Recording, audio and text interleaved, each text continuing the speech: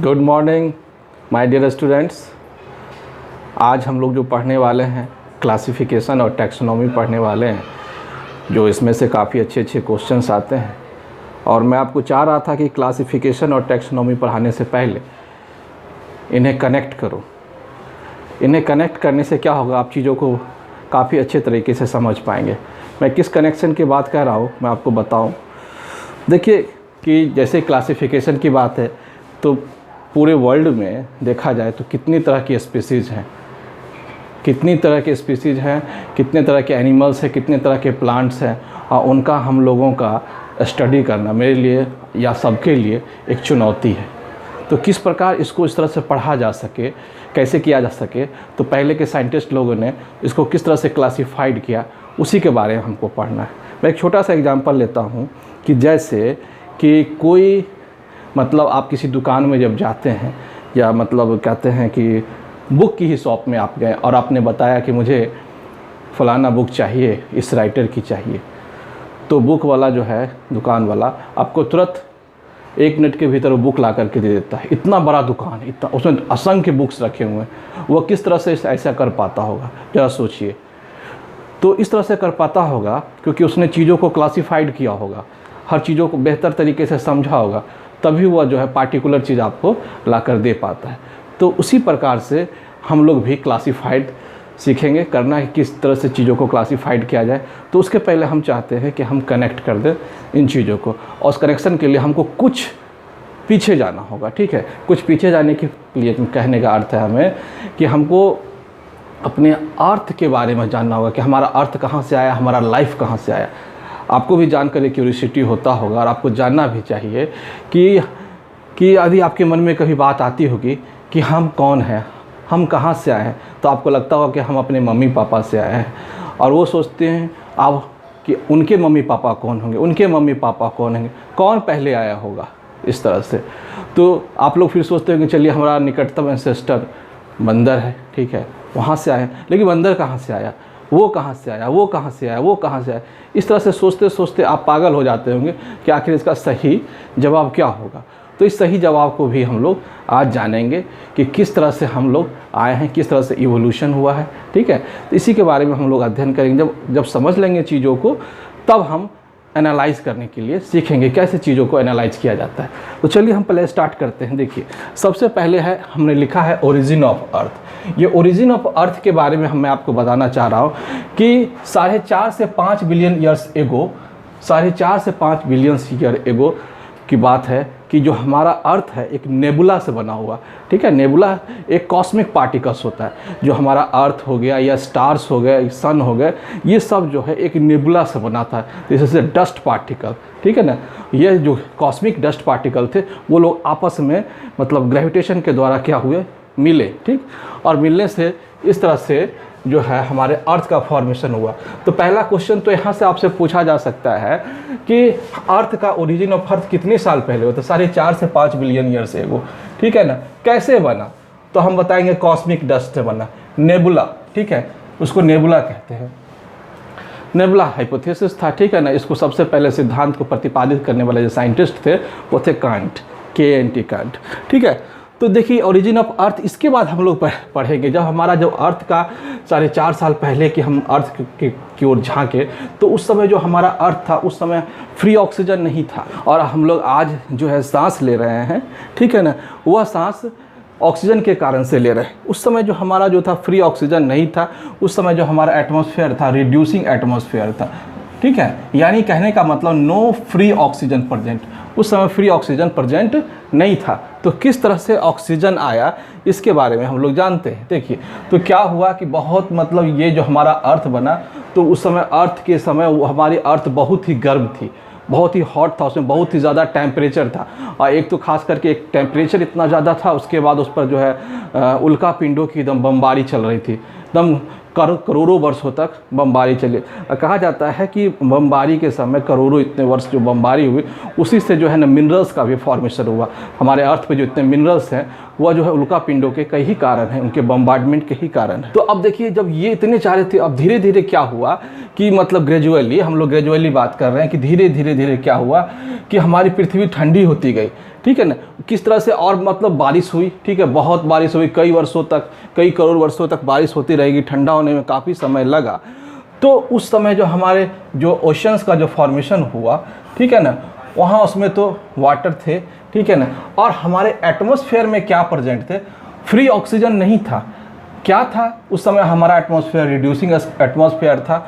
और उसमें क्या था हमारा, ये तीन चीज़ बहुत ही इंपॉर्टेंट है, वाटर वेपर, अमोनिया और मीथेन। यह जो है हमारे लिए यह क्रूशियल प्ले करेगा ओरिजिन ऑफ लाइफ को समझने में, ठीक है। मैं जो आपको ये बात बता रहा हूँ कि यह जो वाटर वेपर, अमोनिया और मीथेन, और भी थी, हाइड्रोजन साइनाइड भी थे, उनकी चर्चा नहीं कर, मुझे बस इसी तीन से काम है, वाटर वेपर, अमोनिया और मीथेन।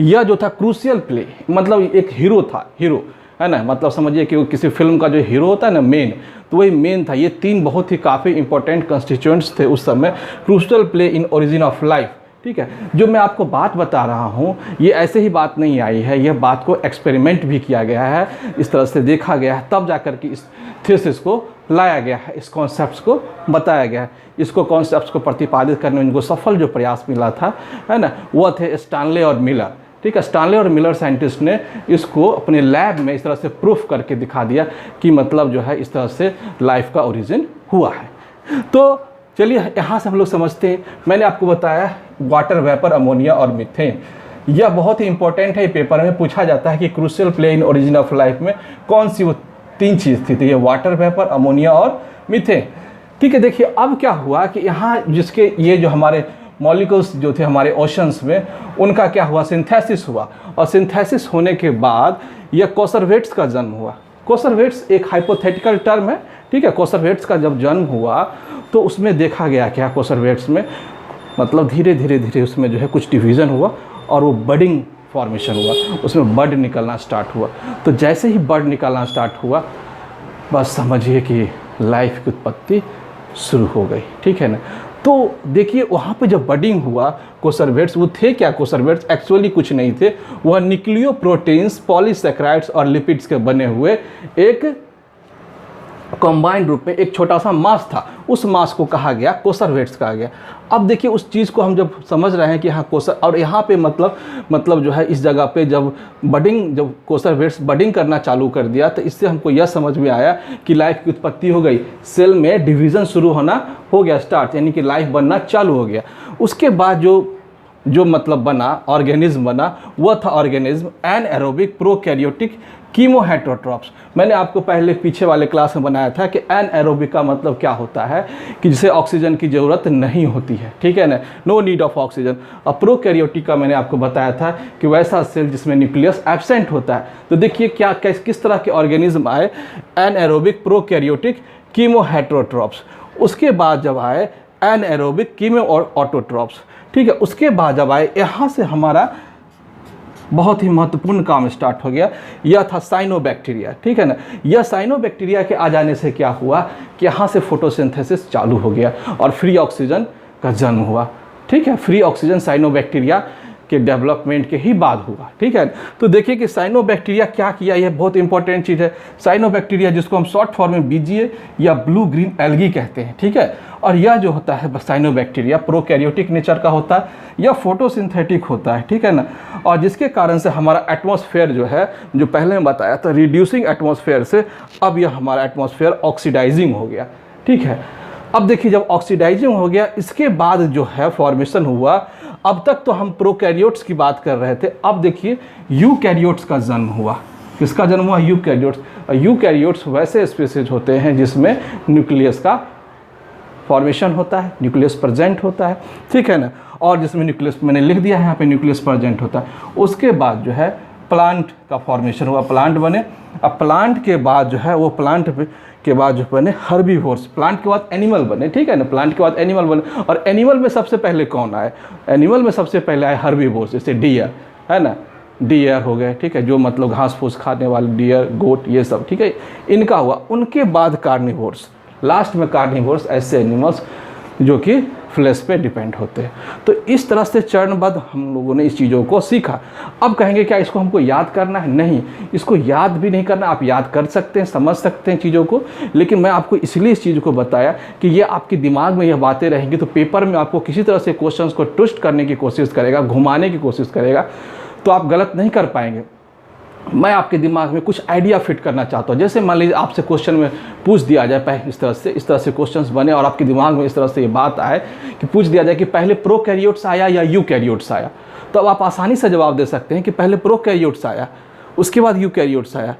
यदि आपसे पहले पूछ दिया जाए कि बताइए कि हमारे अर्थ पे सबसे पहले ऑक्सीजन था, किस मोड का हमारा अर्थ था, तो हमारा सबसे पहले अर्थ था, इस क्वेश्चन पूछ दिया जाए कि रिड्यूसिंग था या ऑक्सीडाइजिंग था, तो हम इसका जवाब देंगे रिड्यूसिंग था हमारा एटमॉस्फेयर, उसके बाद हुआ ऑक्सीडाइजिंग हुआ। यदि क्वेश्चन आपसे पूछ दिया जाए कि बताइए पहले प्लांट आया कि एनिमल आया, यदि क्वेश्चन इस तरह से पूछ दिया जाए, इसी तरह से प्लांट या पहले प्रोड्यूसर आए, ठीक है ना, यानी प्लांट आए, उसके बाद एनिमल का फॉर्मेशन हुआ, और एनिमल में इस तरह से क्वेश्चन पूछ दिया जाए कि पहले कार्निवोर्स आए या मतलब आपके हर्बीवोर्स आए, तो हम लोग बताएंगे कि हर्बीवोर्स आए। तो इस तरह से इन सब चीज़ों को हम लोग समझेंगे।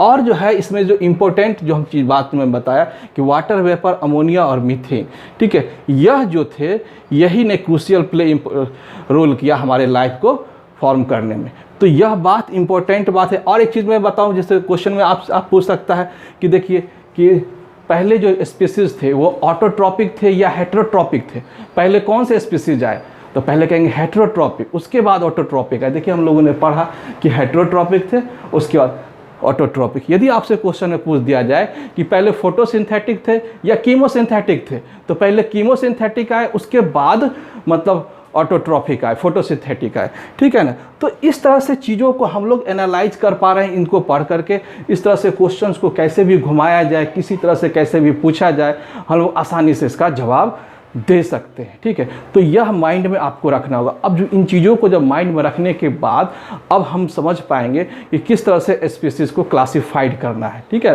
किस तरह से। जैसे पहला जो स्पीसीज हम लोग अब जो पढ़ेंगे, नेक्स्ट में जो पढ़ेंगे इस चीज़ों को, कि टैक्सोनॉमी पढ़ेंगे और नोमेनक्लेचर पढ़ेंगे। तो टैक्सोनॉमी में क्या पढ़ना है कि जैसे पहले जो साइंटिस्ट थे जिन्होंने मतलब इसको टैक्सोनॉमी को पढ़ना सोचा, तो पहले जो एरिस्टोटल का नाम आता है, ठीक है ना, उसके बाद जो इम्पोर्टेंट जो नाम आता है वो आता है व्हिटेकर का नाम होता है। तो व्हिटेकर के 5 पिगमेंट क्लासिफिकेशन को हम लोग समझेंगे इस तरह से। तो पहले आप लोग यहाँ इस चीज़ों को समझ लीजिए, इसको नोट कर लीजिए, फिर मैं आपको इसके आगे के क्लास को कंटिन्यू करता हूँ।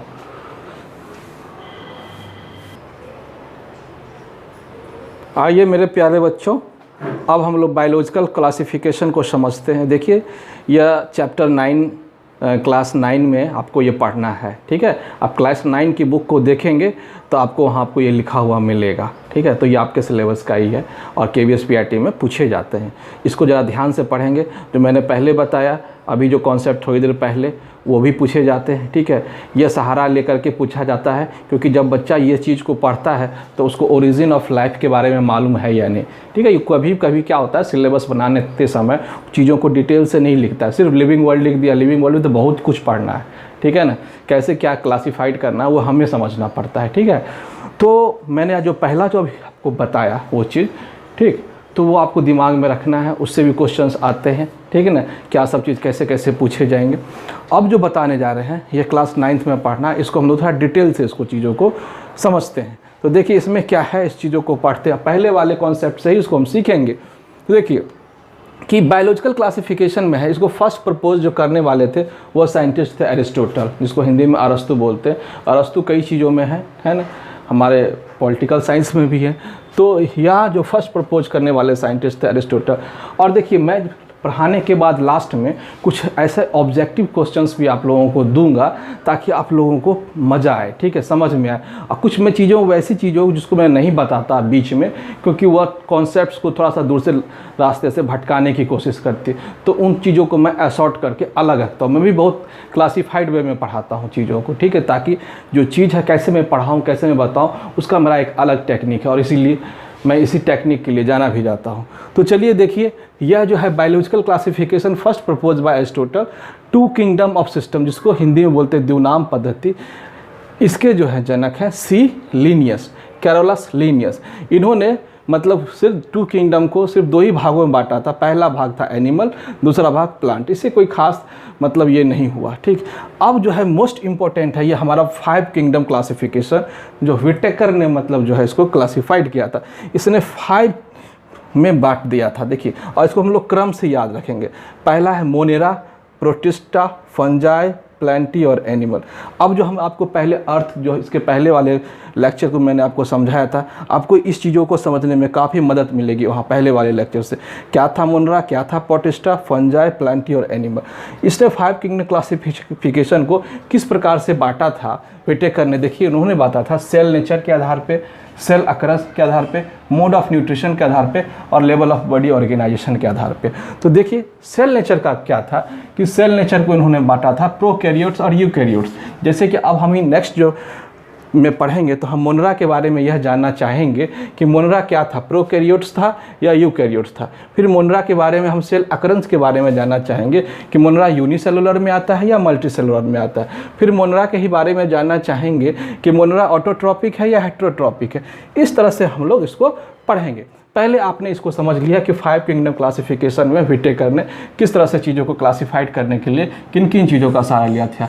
एक तो सेल नेचर, और सेल नेचर से वो यह बात जानना चाहते थे कि जो गिवन ऑर्गेनिज्म है प्रोकैरियोट्स है या यूकैरियोट्स है। ठीक है, उसके बाद यह है सेल अकरेंस। सेल अकरेंस के आधार पर उन्होंने ये बताता है इस चीज़ों को वह जानना चाहते थे कि यह यूनिसेलुलर है या मल्टी सेलुलर है। ये सब चीज़ों को मैंने आपको पहले वाले वीडियो में आपको पढ़ा रखे हैं। जो बच्चे नहीं पढ़े हैं वो मेरे पहले वाले वीडियो को वॉच करेंगे। मैंने बताया है कि प्रोकैरियोट्स क्या होते हैं, यूकैरियोट्स क्या होते हैं, यूनिसेलुलर क्या होते हैं, मल्टी सेलुलर क्या होते हैं। सेल डिवीजन वाले चैप्टर में मैंने इन चीज़ों को पढ़ाया है, बहुत ही आसान तरीके से समझाया है इन चीज़ों को, इसलिए मैंने इसको पहले ही पढ़ा दिया था। तो इसको ध्यान से देखेंगे। फिर देखिए मोड ऑफ न्यूट्रिशन।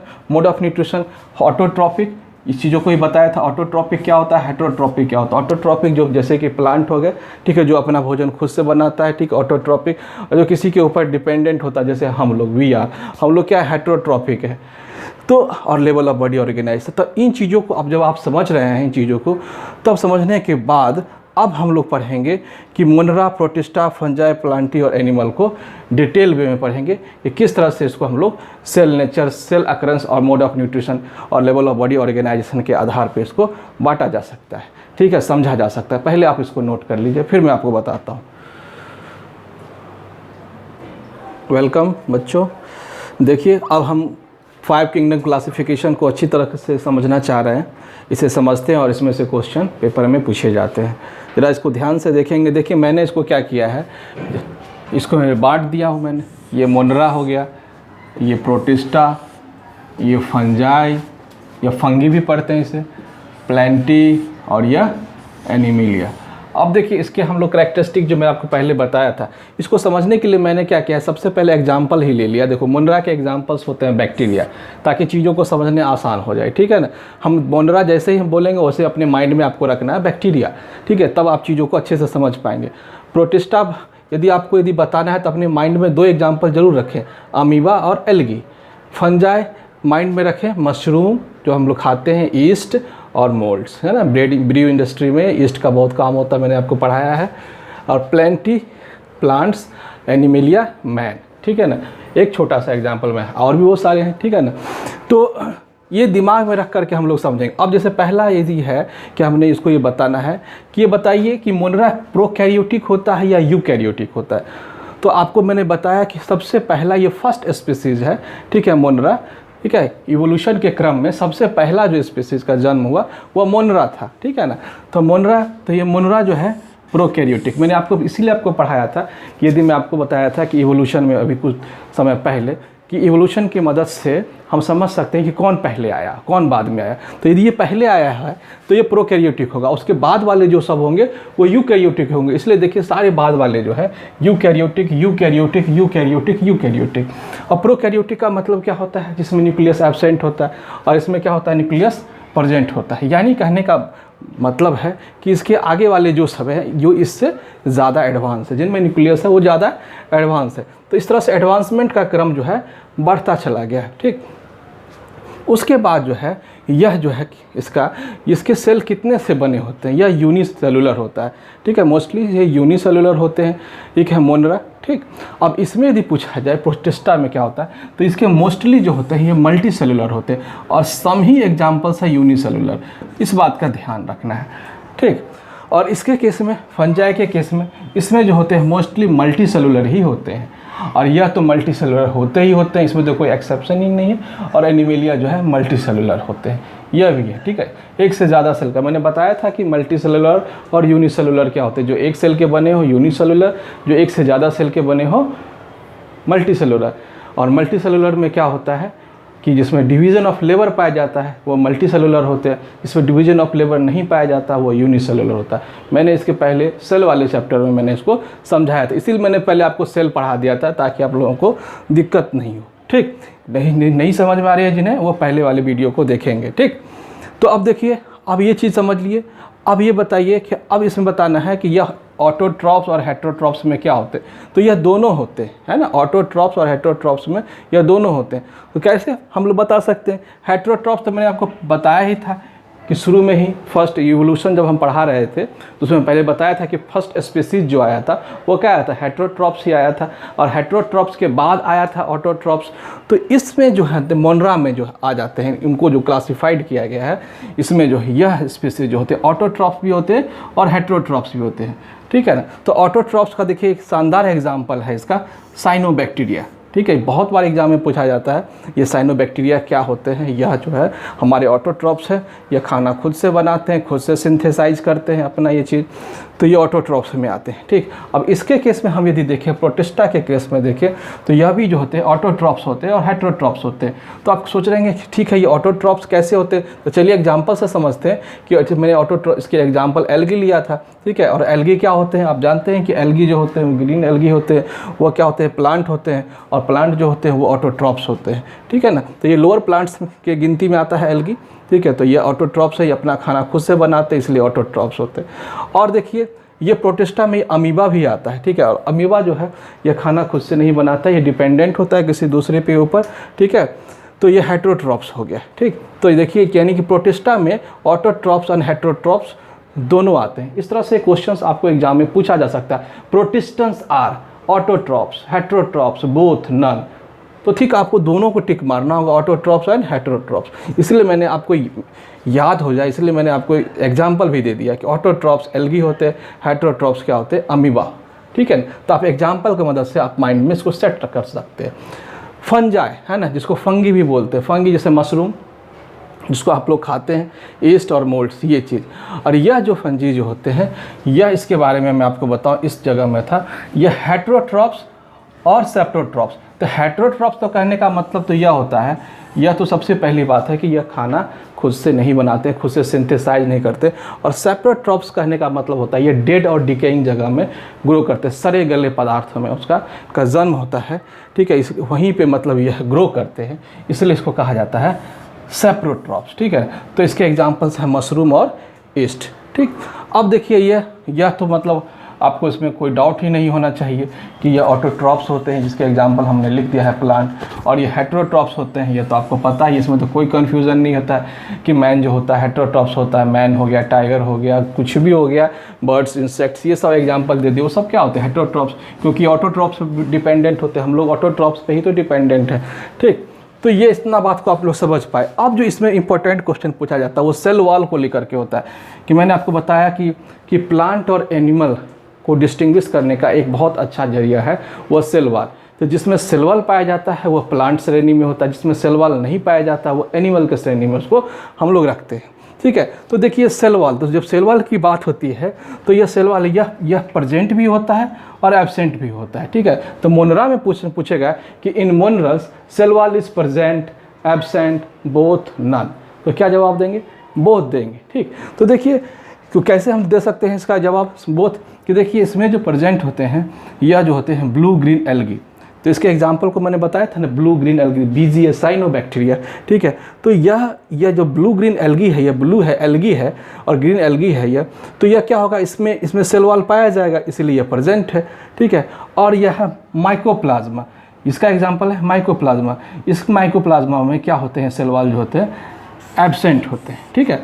तो यह आप समझ पाए कि यह मोनरा में जो होते हैं सेल वॉल प्रेजेंट भी होते हैं और एब्सेंट भी होते हैं, ठीक। तो इस चीज़ों को मैंने आपको एग्जांपल से समझाया, इसको आपको याद रखना है चीज़ों को, ठीक है। जो उसने जैसे जैसे बताया है, मतलब विटेकर साहब ने जैसे बताया उन चीज़ों को उन्हीं के अनुसार से हमको उनको क्लासिफिकेशन किया गया है और इसी के आधार पे आपसे क्वेश्चन पूछा जाता है, ठीक है।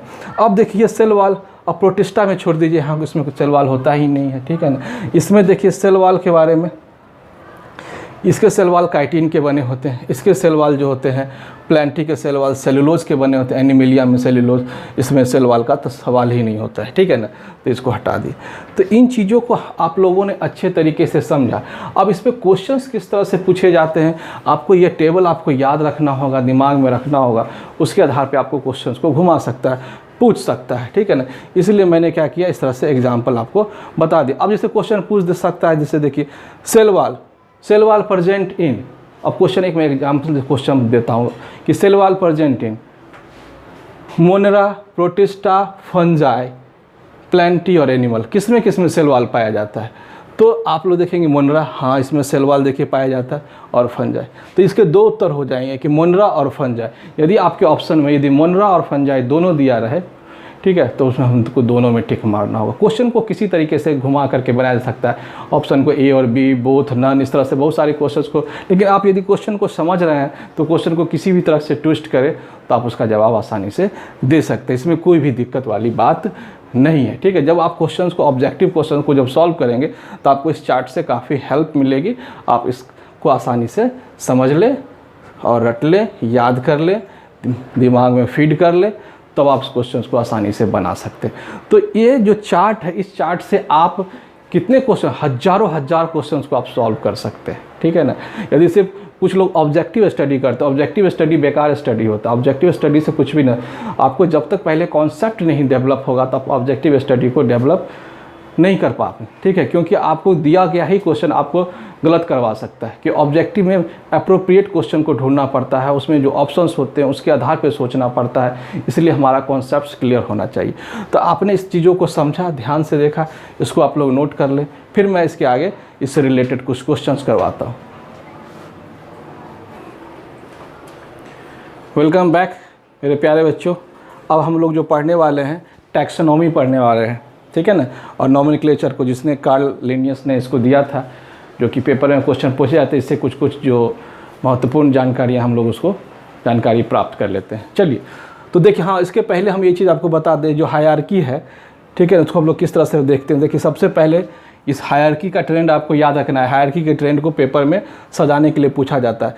फर्स्ट में आता है किंगडम, दूसरे में आता है फाइलम या डिवीज़न। देखिए डिवीज़न इसलिए यहाँ लिखा हुआ है, ये फाइलम जो है जूलॉजिस्ट लोग इसको प्रयोग करते हैं, जो जूलॉजिस्ट होते हैं ये, और डिवीज़न जो बॉटनिस्ट होते हैं ना, इस जगह पे वो अपना डिवीज़न लिखते हैं। जैसे कोई प्लांट का लिखना हो, ठीक है, तो यहाँ पे डिवीज़न का होगा इस सेकेंड जगह पे। यदि एनिमल का लिखना हो तो यहाँ पे हम लोग फाइलम का प्रयोग करेंगे, तो बॉटनी, बस ये कुछ नहीं, ठीक है। तो फाइलम और डिवीज़न एक ही चीज़ है, प्रयोग करने का अलग अलग तरीका है, ठीक है ना।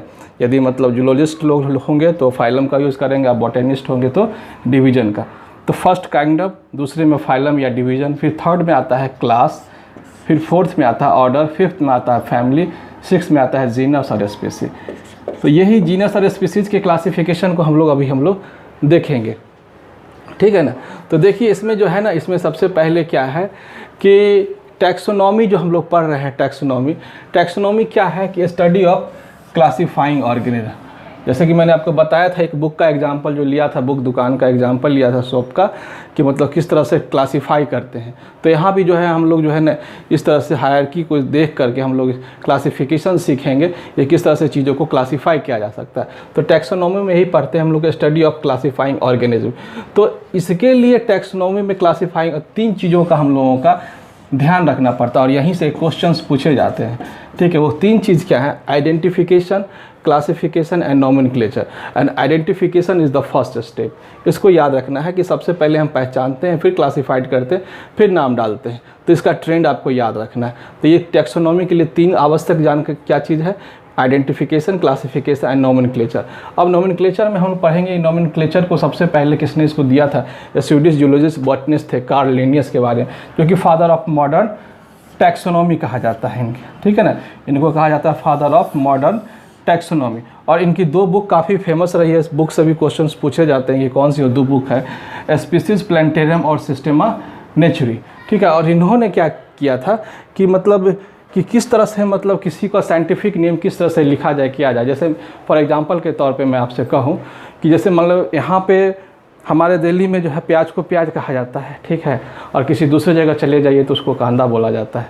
तो चेंज है, नाम में बदलाव है, तो ये नाम में बदलाव है, ये कन्फ्यूजन हो सकता है पूरे ऑल ओवर इंडिया में, पूरे ऑल ओवर वर्ल्ड की जब बात की जाए, ठीक है, उस समय जब साइंटिस्ट लोगों को आपस में बात करना होगा किसी पार्टिकुलर चीज़ के बारे में, किसी पार्टिकुलर स्पीसीज के बारे में, तो कैसे बताएगा, वो अपनी लोकल लैंग्वेज की जो बात नहीं करेगा, वो तो साइंटिफिक चीज़ों का प्रयोग करेगा। तो एक यूनियन बनाया गया कि ताकि उस यूनियन की मदद से, उस यूनियन के नियम के द्वारा जो बनाया गया वो नियम से, उसी को सभी साइंटिस्ट को फॉलो करना है ताकि चीज़ों को समझ में आ सके, ठीक है ना। जैसे फॉर एग्जांपल मैंगो, अब मैंगो है तो साइंटिस्ट लोग आपस में किस तरह से बात करेंगे, वो मैंगो नहीं बात करेंगे, वो बोलेंगे मैंगीफेरा इंडिका, ठीक है। यदि आदमी की बात होगी, ठीक है, तो आदमी को किस तरह से वो प्रमोट करेंगे, बोलेंगे किस तरह से, वो बोलेंगे होमो सेपियंस, ठीक है ना। तो उनको ये पता चल जाएगा कि किसके बारे में बात चल रही है, ठीक है। तो इसीलिए मतलब एक कॉमन लैंग्वेज बनाया गया, कॉमन भाषा बनाई गई ताकि सभी लोग इसको समझ पाए, जितने भी साइंटिस्ट लोग हैं। तो इसके लिए लेकिन एक रूल इन्होंने बनाया है कार्ल लिनियस ने, इन्होंने कहा है कि जो भी है जो टर्म जो भी लिखा जाएगा उसको इटैलिक्स वर्ड में लिखा जाएगा, ठीक है ना, इटैलिक्स। और यदि कोई बंदा, ठीक है ना, यदि इटैलिक्स नहीं लिखता है और यदि वह हैंड रिटन हाथ से लिखता है, तब उसको लिखने के लिए उन्होंने नियम बनाया क्या कि सबसे पहले जो है ना इस तरह से तो नाम लिख, जैसे आम है तो आम का जो है बॉटनिकल नेम होता है मैंगीफेरा इंडिका। उसके बाद क्या करना है, इसको जो है ना इसको अंडरलाइन कर देना है, ठीक है ना। और पहला वाला जो होता है हमारा जो होता है यह होता है जीनस, और लास्ट वाला जो होता है स्पीसी। तो यह वाला जो है ना फर्स्ट वाला, यह लेटर जो होता है बिग होता है, बिगर ये, तो यह वाला लेटर जो होता है मतलब इसको हम लोग बोलते हैं कैपिटल होना चाहिए, ठीक। और यह जो होना चाहिए स्पीसीज वाला, यह जो होना चाहिए स्मॉल होना चाहिए, और इसको अंडरलाइन कर देना है, ठीक है। इस तरीके से लिखने का उन्होंने रूल बनाया। और उन्होंने एक ऐसा रूल और भी बनाया कि यदि कोई बंदा इस तरह से लिखना चाहता है, यदि आम को इस तरह से, तो 2 प्रकार का यूज कर सकता है, और कौन सा सही माना जाएगा और कौन सा गलत माना जाएगा वो भी मैं आपको बता दूँ। यदि मान लीजिए कोई इस तरह से लिखता है एम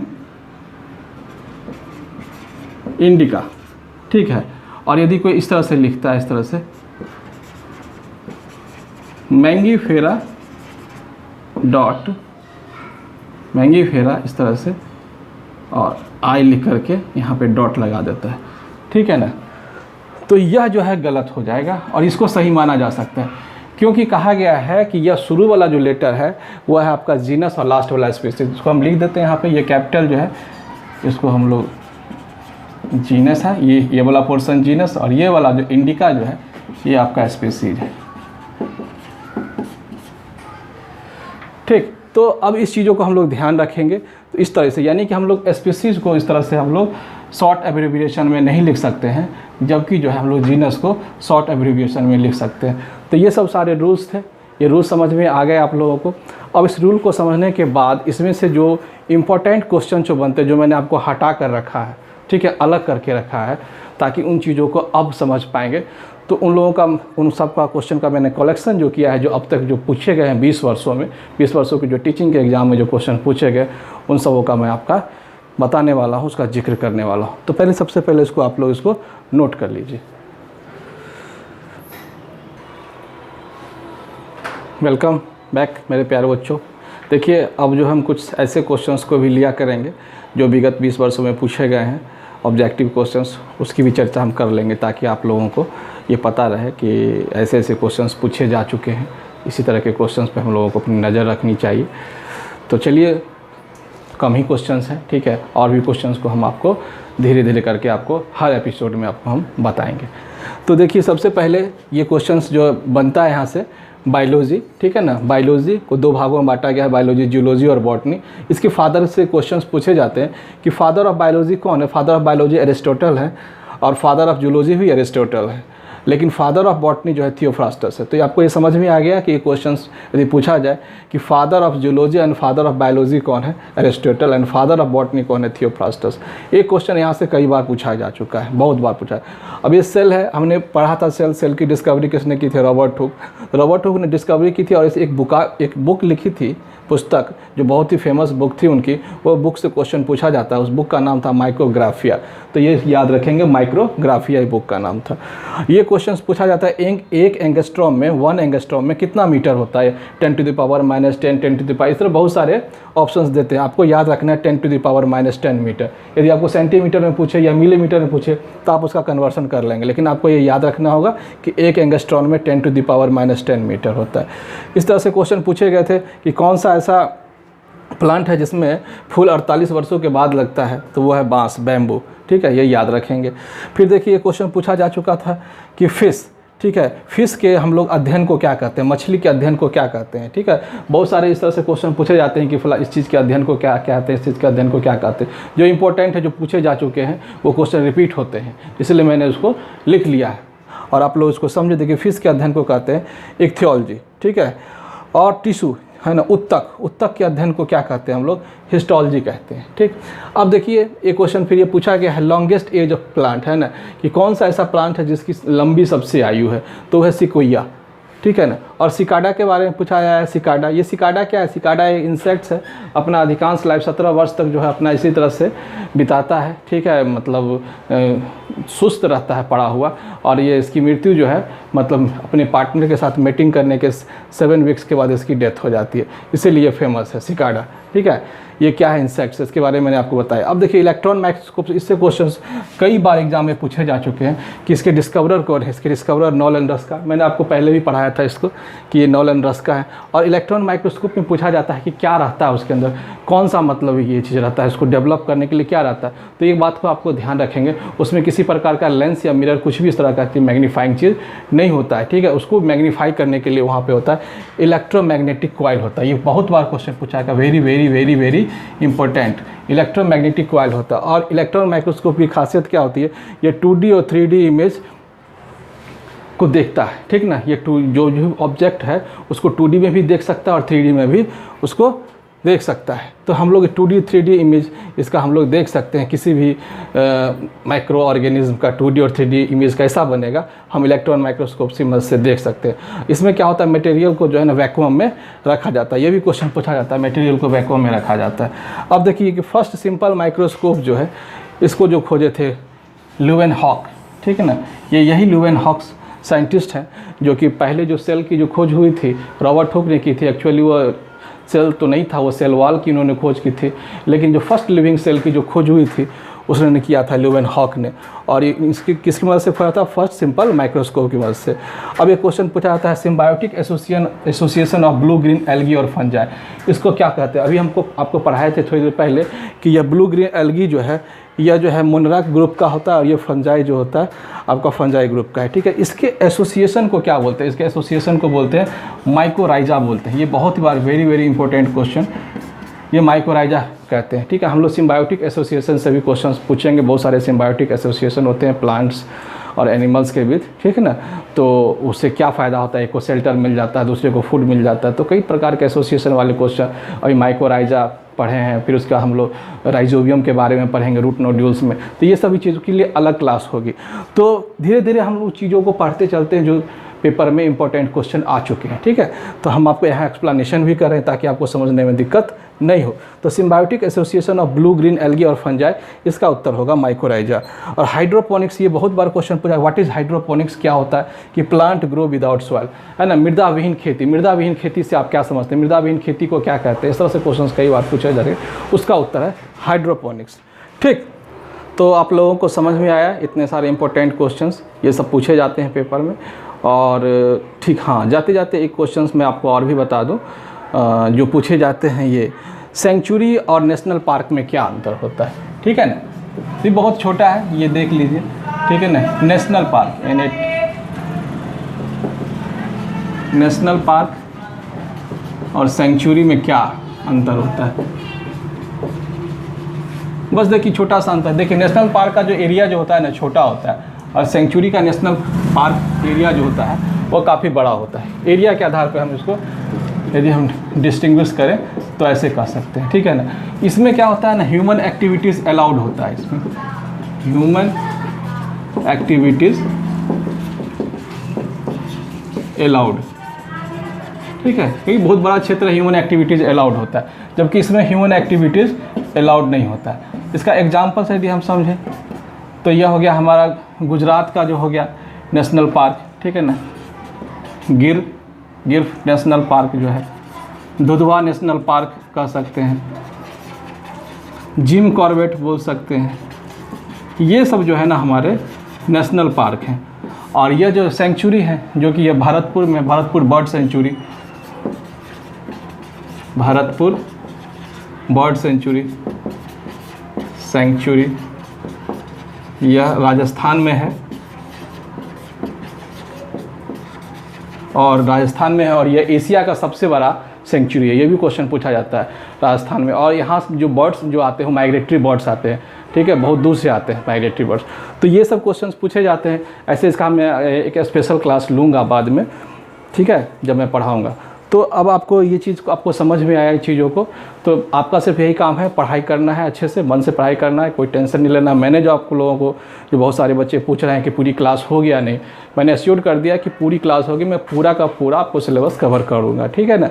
बस आप लोग पढ़ाई कीजिए और दोस्तों को भी शेयर कीजिए कि साइंस दर्पण को पढ़ें जा करके। ऐसे नहीं है कि आप ग्रुप में सिर्फ अकेले ही, आपके बहुत सारे ग्रुप्स होंगे, उस ग्रुप्स पे जा करके आप बताएं, शेयर करें, कमेंट्स करें, मुझे बहुत अच्छा लगेगा, ठीक है। Okay, thank you very much.